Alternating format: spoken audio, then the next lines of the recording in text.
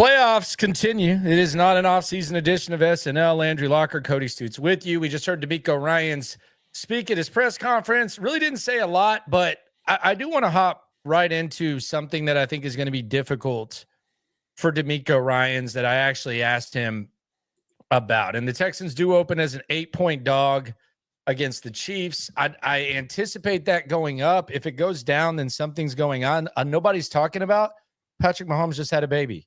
So there's all this layoff, and he just had a baby. I don't know if that means anything. Who knows? He's definitely going to be healthier than he's been.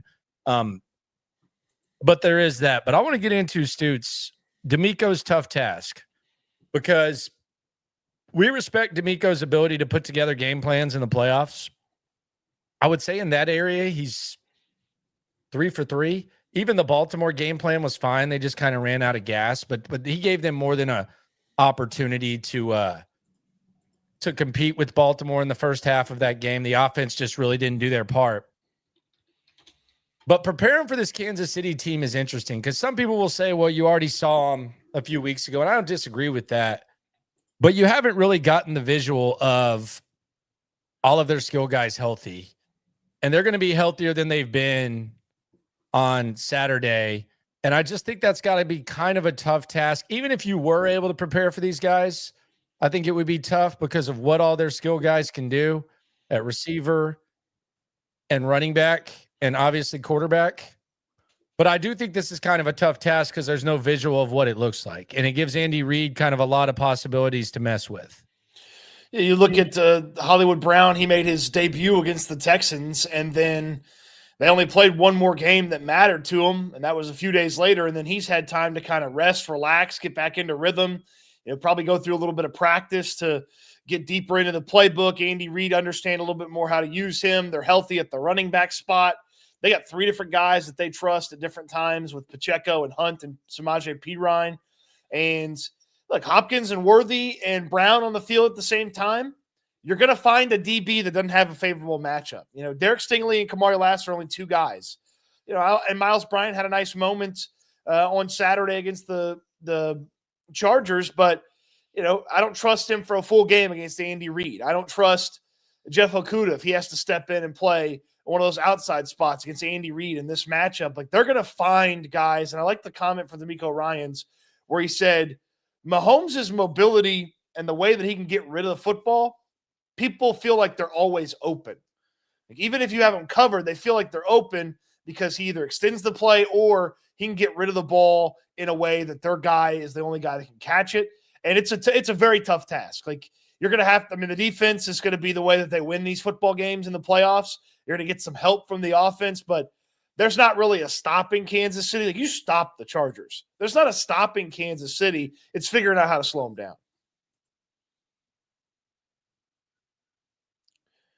You're muted.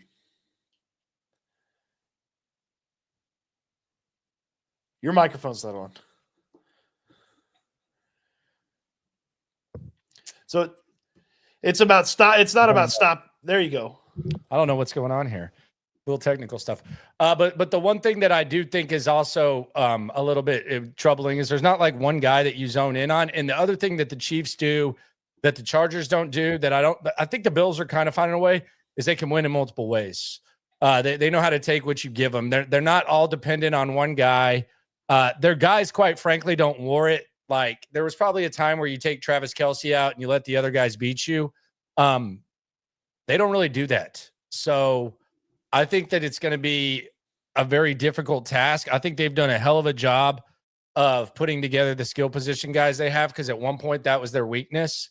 So I don't think Kansas City is peaked. I think it's a very, very tough thing. And that's the bad news. There is some good news and there is some reason for optimism, though. They can win on the back of Mahomes. They can win on the back of their defense. Like, they could just maybe overwhelm you with some of their offensive skill position guys from a receiving standpoint. I don't believe they've got the ability to just like run all over you and grind you out. So like, I do think they're going to have to, even if they have a lead, say, they're up 5 or 6. Like you saw it against the Texans last time. Texans put a field goal on the board. Mahomes and company sort of matriculate down the field. They put 3 more points on the board, and they kind of, just like a really good boxer with Mahomes, they keep you at arm's length. So like you can't win on style points against Kansas City. You got to go knock them out, and you got to hopefully knock them out before their defense or Mahomes and the passing attack knock you out.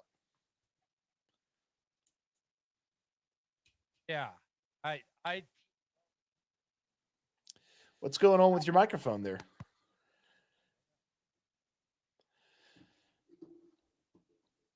You sorted out there? All right, here. You sorted out, and I'll talk about the biggest concerns versus Kansas City. So to me, when you look at the last game, and one of the biggest issues from the last game, and one of the things that stands out in this playoff game that was fantastic, was you didn't put enough heat on Patrick Mahomes, and a backup left tackle option for them, albeit it's Joe Thuney. He's really good at what he does, played center and guard in this league. Joe Thuney shut down the left side. Jawan Taylor shut down the right side, and you didn't put any heat on Mahomes. And that's how you dominated the Chargers, is you were able to make Herbert uncomfortable. You're able to get after him. You didn't do that in the first game. That'd be one of my biggest things for this matchup, Landry, is can they actually use that defensive line, get some push, sack Mahomes a couple of times, force him to make decisions before he wants to make decisions, and maybe take away some of that, what I call just, where he just kind of lingers in the backfield and then somebody's open. Yeah, I would agree with all that. I will also say I don't buy into this rust thing. Like the Kansas City rust factor that I'm seeing played up, that seems to be like a national talking point. I don't get that. Like I think this is if they come out and play flat, we've seen them play flat and win games all year. Like they haven't been a well-oiled machine a large portion of the season. I think the rust will be pointed to, just like it kind of was in the college football playoff. And it was like, I mean, the teams were underdogs anyways, like the teams with the buys. So I don't buy into the rust. The skill position guys, I think, are a concern. The defense obviously is what it is with them.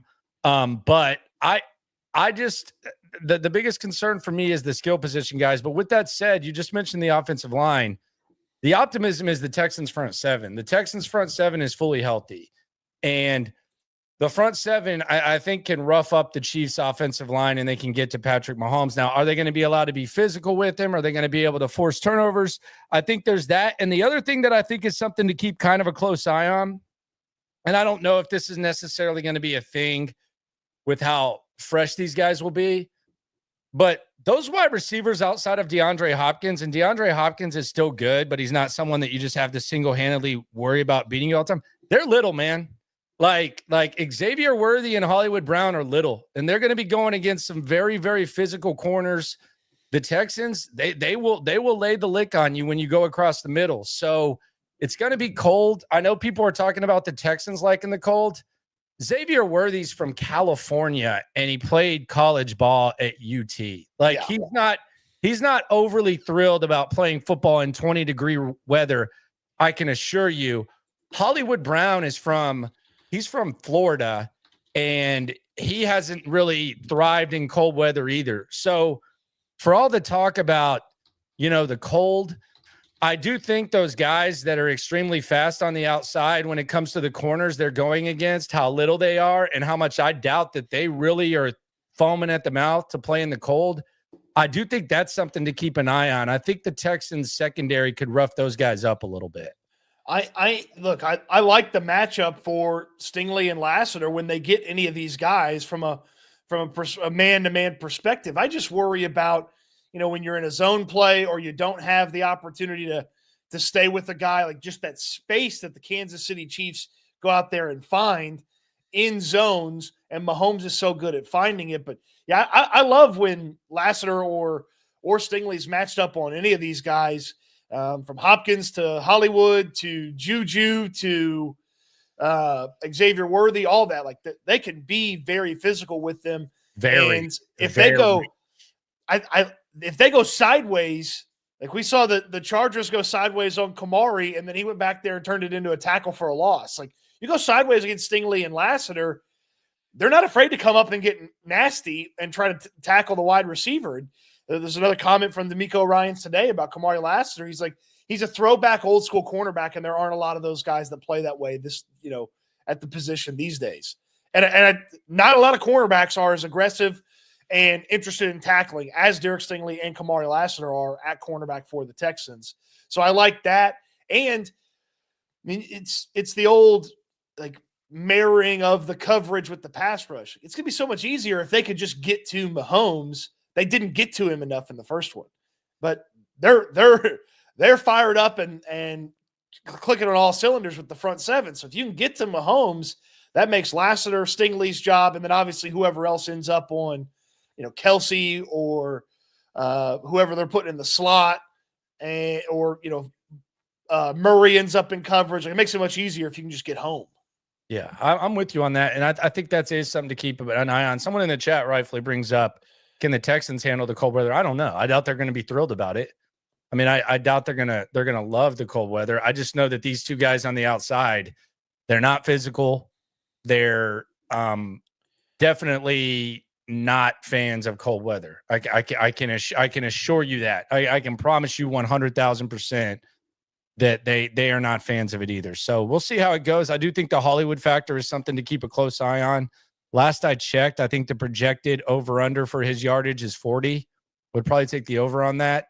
I think he is going to be a pretty big factor. The other reason for optimism, and this is similar with the Chargers, they're not running the ball on you. Like, right. They're just not, it's not happening. The Chiefs aren't running the ball on you. So this might be the ultimate bend, don't break type of situation. Hell, I didn't think Justin Herbert was going to throw 4 interceptions. He threw 3 all season.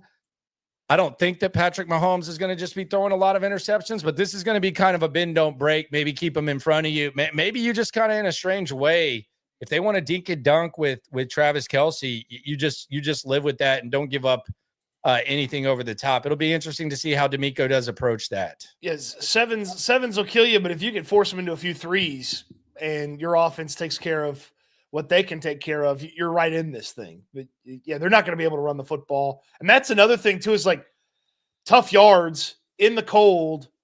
Like, I trust this Texans defense to bow up on short yardage and make something happen. Because I mean, if the Chargers offensive line, and I get that it's on the road, it's a little bit different. Chargers offensive line can't get 1 yard with J.K. Dobbins. I don't feel great about the Chiefs getting that 1 yard in like a 3rd and 1, second and short type thing with whatever they run out there, unless Andy Reid schemes something, goofy up. But I mean, the Texans were ready for J.K. Dobbins that first 3rd down of the game. They've been getting diced up the whole way down the field. All of a sudden, the Chargers try to bully them, and then they get bullied for a little bit of a loss, and they're kicking a field goal in that first drive. Yeah, the holding them to 3 the 2 times they did to start the game was big. I don't know how things kind of end up had that not happened. So I think that's an element to keep an eye on optimistically for the Texans. The other thing is, I think CJ Stroud can kind of take a page out of the book of Patrick Mahomes. I know that he ended up having a decent game. The offense was still pretty meh for the large chunk of the games, and they were bailed out by the defense multiple times to start the game, which made the win possible. Like, I mean, we even had the Mixon turnover when you were looking to take the 2-possession lead, and that was in the second half. So that kind of concerns you offensively. But I do think something that Patrick Mahomes did in the last couple of years, when it was clear that he didn't have as much weaponry as he did early on in his Chiefs tenure, is he started using his legs more. And he started picking up, 6 yards on first down and making it 2nd and 4 instead of keeping it at 1st and 10. He started moving the chains with his legs. He started using the middle of the field. And I think that's something that CJ Stroud did last game, obviously. It was the 3rd most yards he's had in his rushing in his career as a Texan. And I think it's something that Mahomes has done that's kind of been an added element to what the Chiefs do when they're trying to find ways to win. And I think that CJ is going to have to continue to do that. That can't be a one-off thing. That's going to have to be something that he's beyond willing to do this next game, and it needs to be a part of this offense, because even 2nd and 7 is huge for the Texans instead of just 2nd and 10. Like they need every yard possible, and CJ's going to have to continue to use his legs the way he did last game. It's got to be a tremendous weapon for him. And the thing I like about the way he talked about it was he's mentioned after the game, earlier in the game, he felt like there was a play like, hey, I should have just taken off, and he didn't. And then when that opportunity presented itself again shortly after that in the game, he dove in and he took off, and he was getting after it with the rushing attack. It's not just like, hey, scramble just because you don't see anything, but he was smart about it in the way that he approached it. Like, I left something out there with something I'm very capable of doing early in the game. I'm not going to do that when I see it again. And boom, he had that big scramble there after he should have. I think it was the interception he was talking about. It's like, yeah, I had a rushing lane, I decided to throw it. Paraphrasing, but and then later on, didn't really see anything. He took off and he made it a big use. That's a huge asset, and we saw it in expert use against the Chargers. That's going to have to be another huge asset and expertly be used against the Chiefs if they want to win. All right, I'm going to put Ruben in timeout. We don't mind the smack talk from opposing fans. We actually kind of welcome it, but have some sort of substance, man. I mean, I know times are lonely, but give you 5 minutes in the corner. Go do whatever you want to do on the internet. Take you a tissue in the bathroom, and then you can come in here and talk like an adult in the chat room. This isn't a cure for loneliness in the chat. This is back and forth between opposing fan bases, if you so choose. But I do think that if you put a gun to my head and you ask me to place a bet, I'm taking the Chiefs -8. -8, huh? You're taking the +8? I'd take the +8 for sure. Okay. There is something weird about it. I just don't. I still have trust issues with this offense. I'll be honest with you. I still have very strong trust issues with this offense, despite what we saw the other day. And that's the problem that I have right now is I have trust issues with this offense. And maybe we look back and we say that flip the switch was more than just winning a wild card game, but the way that the offense played the other day, they're not beating the Chiefs. You're not gonna have the luxury of being able to make multiple mistakes time after time after time and depend on this defense, which is a really good defense, championship caliber defense, to bail you out. The offense is going to have to be better. I am not willing to just throw aside the large sample size of this offense that we saw based on the performance that we saw previously. I'm not there yet. No, I'm with you. I just feel like if you don't make 2 interception mistakes in the first half against the Chiefs the last time, it's a 3-point game down the stretch, or it's a field goal game down the stretch, and you're not having to need a touchdown and a 2-point conversion in the fourth quarter. Plus, I like this offensive line a little bit more than the offensive line they ran out there in that game. But yeah, like, they can't replicate the offense against the Chargers and be hanging around in that game. You do that against the Chiefs, and the Chiefs will have points on the board, and you'll be chasing. They're not going to make some of the mistakes that the Chargers make. They're going to be able to adjust in game to some of the things that you're doing.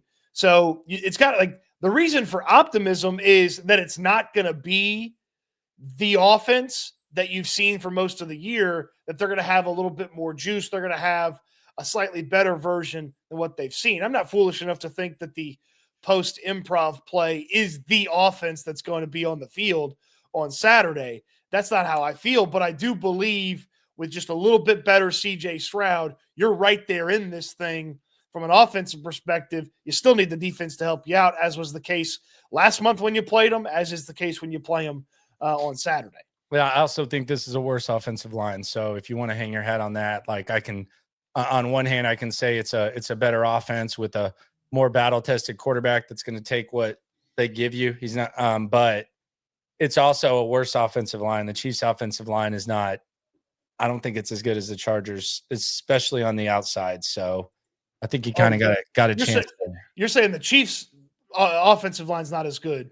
I thought you were okay. I got you now. I'm following. Yeah. I think you're elite trait that you have, I think it lines up even better against the Chiefs, at least on paper, than it did the Chargers, and you dominated them. I'd be very interested to know if there was something schematic that Kansas City did that slowed down the pass rush last time, like actually from like built into how the play is operated. I'm interested to know if that's something that they did, or they just trusted Joe Thuney and Jawan Taylor to go out there and just handle it. And if that's going to be the situation again, is they just trust their tackles to go out there and handle it, because I don't believe that feels like an outlier in a negative way to not have Anderson and Hunter and the edge rushers that they had affect the game. Like that feels like a negative outlier. That doesn't feel like something that Kansas City can constantly do. Plus, you get some push up the middle. You know, Mario Edwards is playing a little bit better than he was in that matchup. Foley Fatukasi's back, and then D'Amico Ryan's left to time up some extra pressure here and there to make it work. But you should be able to take advantage from a few moments from this Kansas City offensive line. You should be. Yeah, I would say that I would say, like, if you're just looking at the last game, and D'Amico said the last game didn't really matter.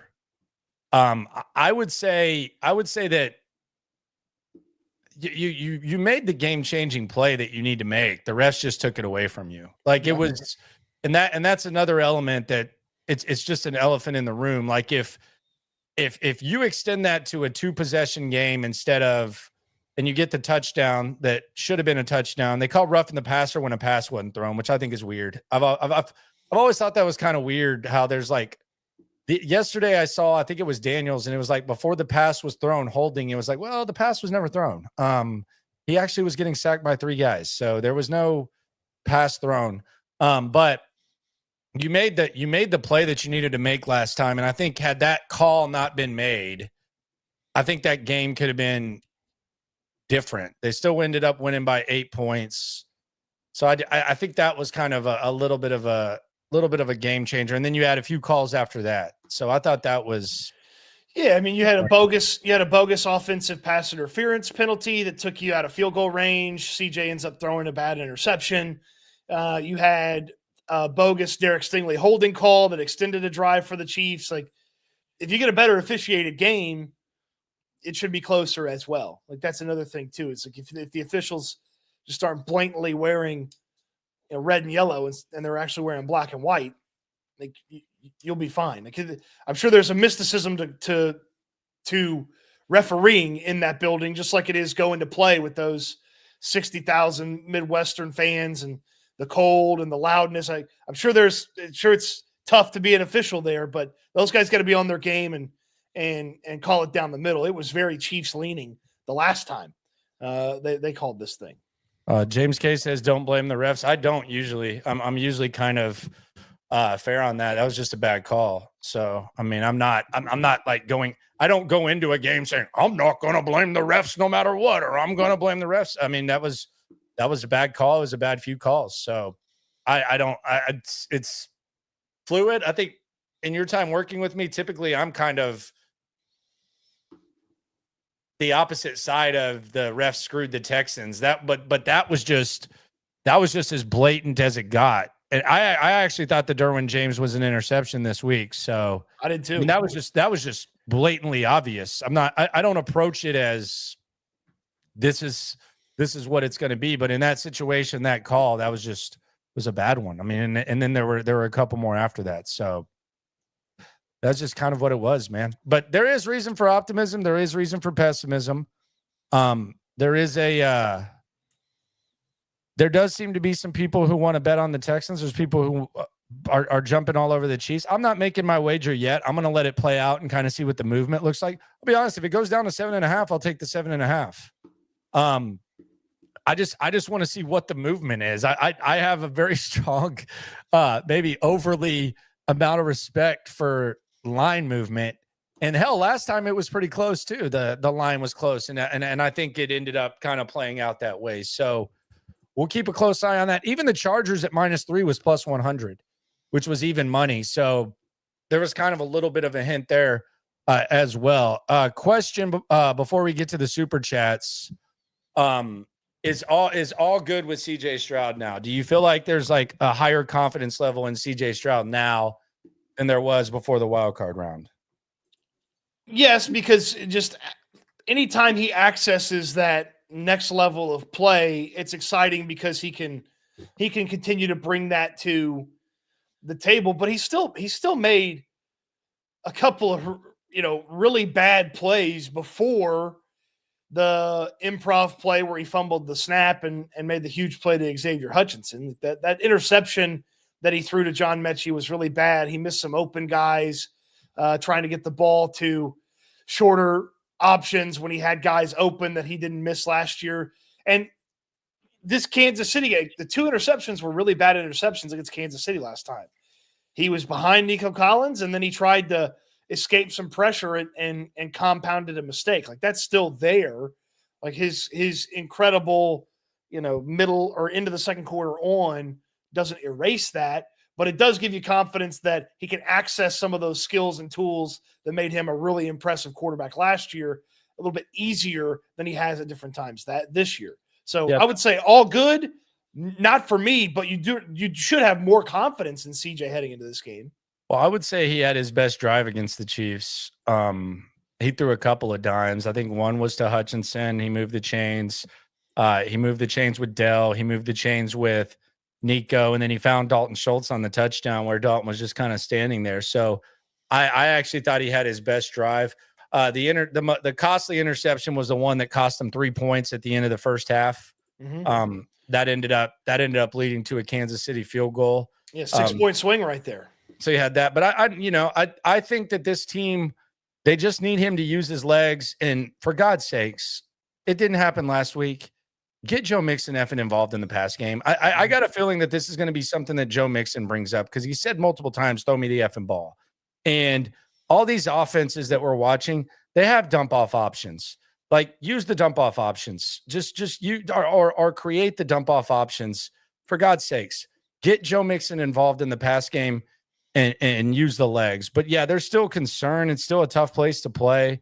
But yeah, you obviously feel better about CJ now than you did before this game. I don't think anyone can really dispute that. On the super chat, Daniel A says, no matter what happens, I'm pumped to have SNL cover this offseason this time. Hadn't discovered your separate channels until afterwards. I had to rely on YouTubers who didn't have reliable info. Well, welcome to the only spot you need here on YouTube. Yeah, got you covered. And it's not just YouTubers. These are broadcasters, top radio hosts in the city, now all digital. And then Cody was doing his thing at the ESPN radio station. So we know what the obligation is. We know how to cover this squad. We know this squad front and back, and we live it. We die it, not just showing up and talking and relying on you to go somewhere just because. We're not trying to keep you fooled. We're trying to keep you entertained. Eddie C says, have to protect the football in this game. Future Hall of Famer Pat Mahomes will make you pay. No doubts. He'll also give you a chance. He'll give you a chance. You got to catch it when he throws it to you. He'll throw it to you every once in a while. Yeah, sometimes he extends a play and makes a bad decision with the football too. You just got to make a pay if you get one of those opportunities. And I mean, man, you look at those 2 interceptions from Stroud. It's a 3rd and 12, and he misses Nico Collins, and all of a sudden, okay, Kansas City's taking it back the other way. You're like, dang, opening drive that was moving a little bit there, and you hurt yourself. And then the other one's 6-point swing. You take points off the board and give Kansas City a short field late in the first half to put 3 points on the board. Like, that's not only turning the ball over, but where you turn the ball over. Obviously, you take points off the board, it's going to be near impossible to beat Kansas City. So if you make a mistake, it needs to be a mistake to turn 7 into 3, not 7 into 0 if you're CJ Stroud. Michael Moore says, Landry, you looked stoned on that picture of you and Aaron on Texans social. I don't even know what Texans social. I don't know. Like the KPRC thing this morning? I don't know. I don't think I was stoned. You and Aaron Wilson having a little sesh before? I don't know. Maybe it was just a bad time. Did I hit the vape before? I don't think so. Maybe. Never know. But no, I definitely wasn't stoned. So yeah, might just have been a bad picture, bad angle. Who knows? I mean, I'm not That's what I blame all the bad pictures I have on is bad angles. bad angles. Yeah, little catfish action Yeah. might happen a little bit. If you don't shoot me from above with the camera, then I look terrible. That's the go-to. So yeah, we'll see how this whole thing plays out with the Texans. I think that I just want to see more developments over the course of the week. Right now, I would lean Kansas City, but I do think there are some. It's not like last year going up against Baltimore where you don't have a superpower. And I think that's the one thing the Texans can hang their hat on is they do have a superpower, and it travels. It travels very, very well.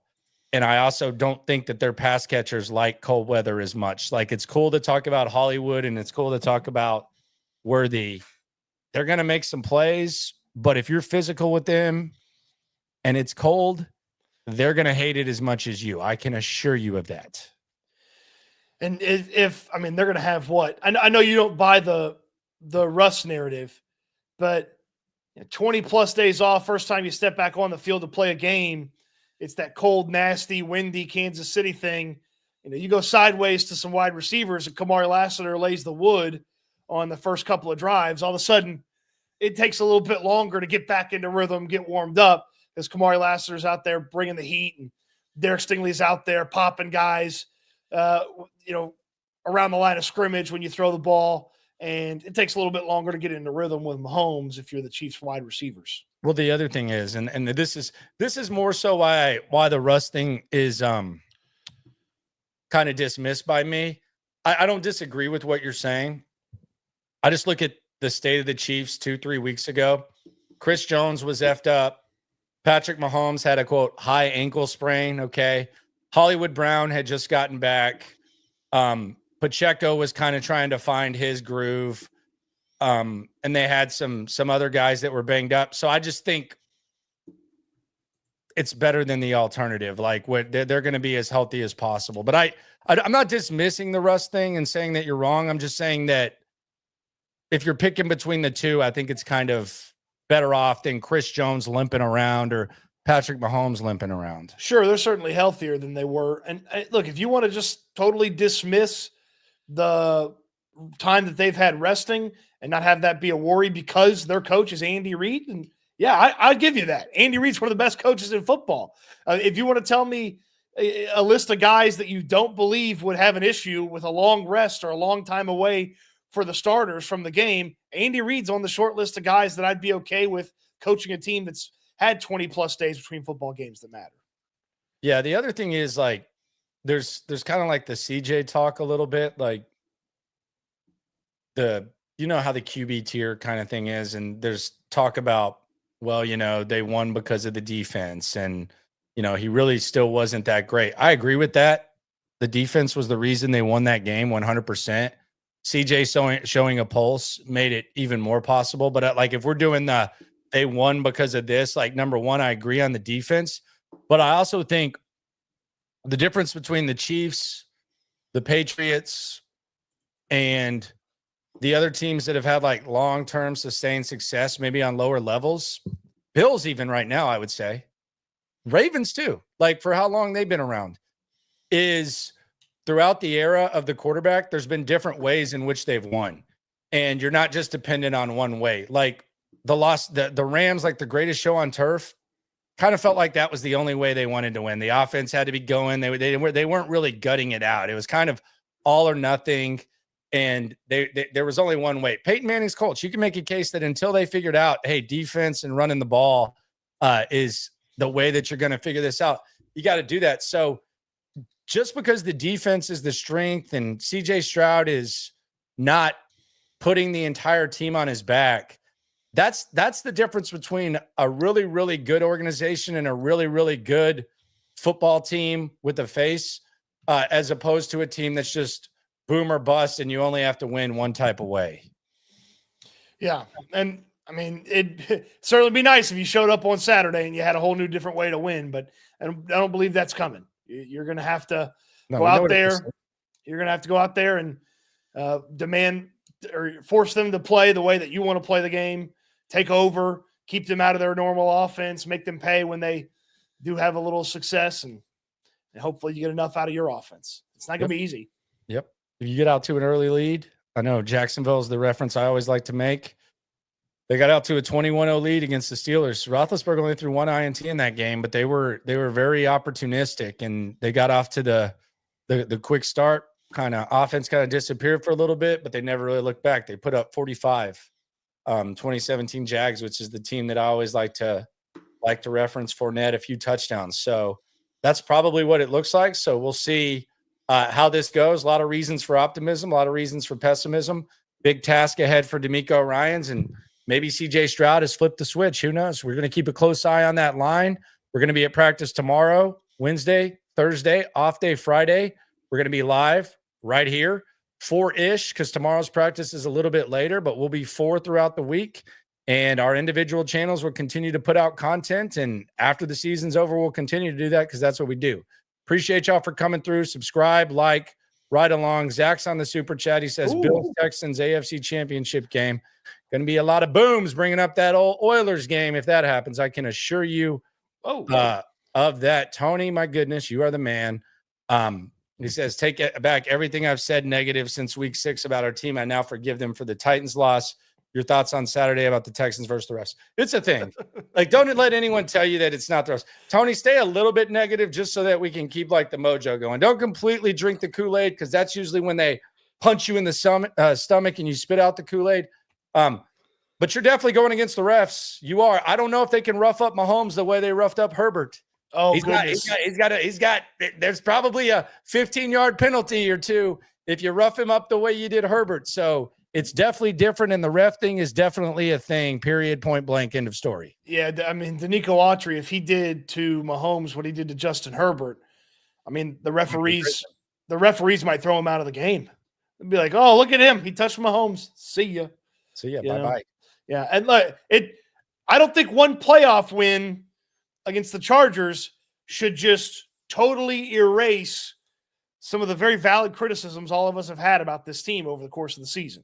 So if you want it to make you feel a little bit better, I get it, Tony. Don't let it erase everything. Yeah, keep it there. Keep it there. What's my philosophy?